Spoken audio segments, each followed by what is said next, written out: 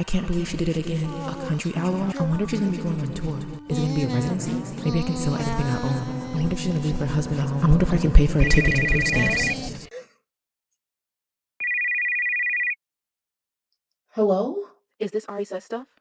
Yes, who is this? We don't have time for that. Pack a bag and get out of there now. But why? Because they're coming. Who is they? The men.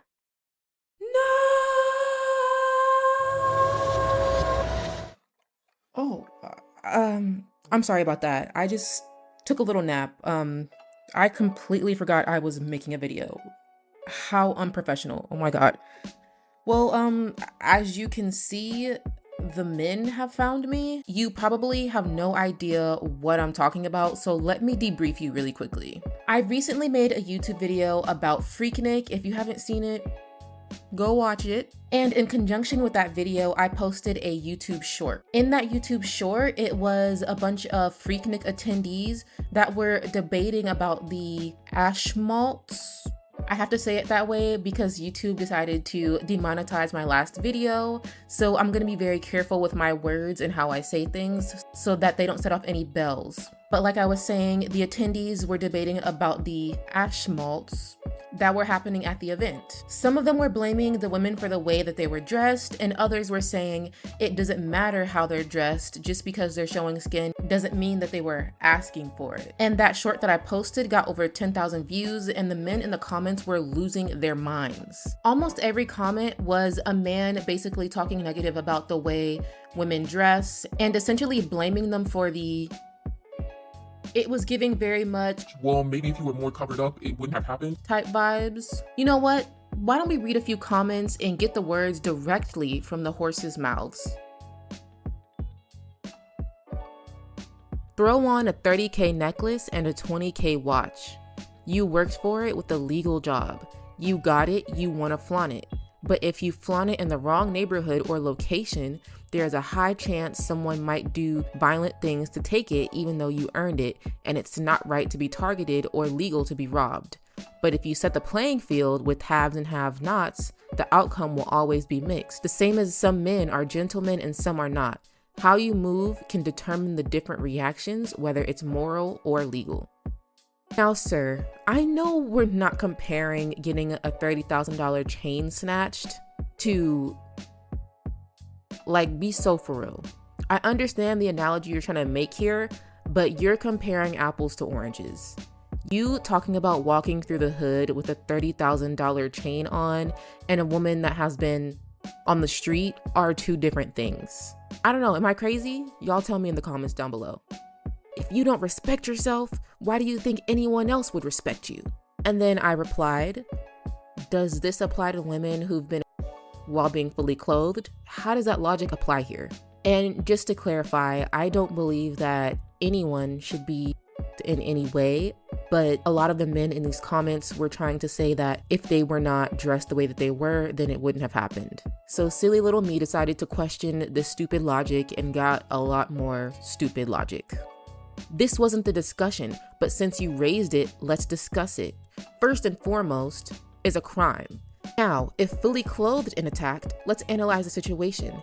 Where was this clothes woman? How was she behaving in the streets? Who in your circle that did not watch your back? What time of night? So much to consider. I am very confused as to why in this situation, the immediate response is to start blaming the woman and how was she acting? What time of the day was it? Where were your friends? Why is that the discussion here? How come we never pose questions for the person that committed the crime? Why isn't it, why did this person do it? How many years in prison are we putting this person away? Why is it always the victim? That does not make any sense to me, if I'm being honest.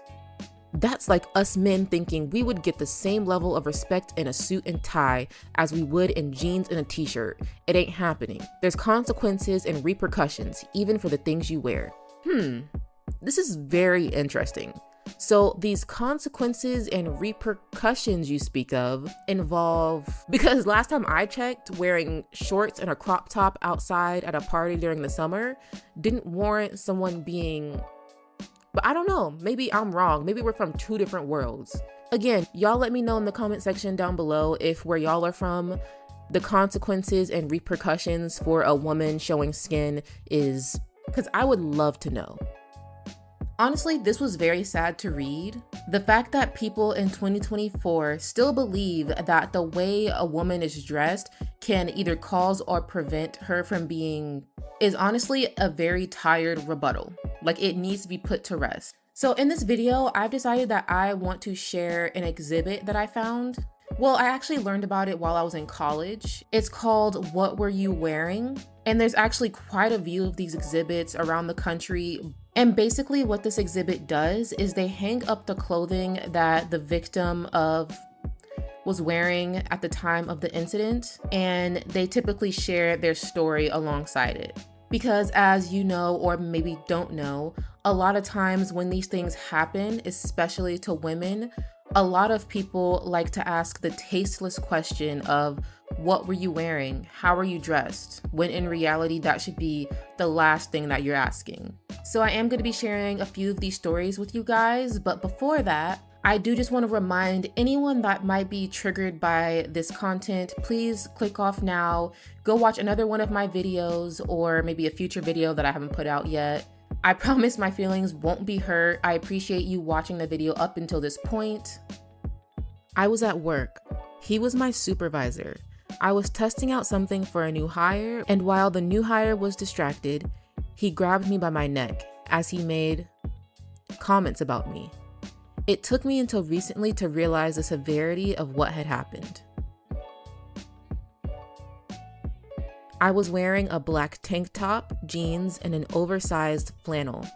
He was one of my best friends that I trusted with my life. It happened when I was in the middle of falling asleep and he was next to me. I trusted him. I thought it didn't count because maybe I gave him the signal. For a long time, I couldn't anyone without fear spreading over me. I couldn't sleep because I could feel it when I closed my eyes. For days after, when I explained it to my friends, I defended him because I thought it was my fault. And who wants the sting of your first kiss for it to be you were? How do you lose a friend like that? I thought I was dramatic when I started. Even now, I still think I am. Even though I know it's never the victim's fault, every time I think about it, it feels like it was. I lost trust in myself. Classmate in 6th grade. I wore jeans and a short sleeve t-shirt. I had no clue what it meant. Classmate in college. Leggings and a short sleeve t-shirt. I was left with, but acted like everything was fine. The very last time I was by a coworker. I wore an orange tank top with matching shorts. They were my pajamas. I fought back and gave up fighting when I realized what was happening. He begged me not to go to the police and said he was sorry and thought I was kidding when I filed report. I just finished the legal process and am still living with the guilt and shame every day of what happened. He took everything from me that night.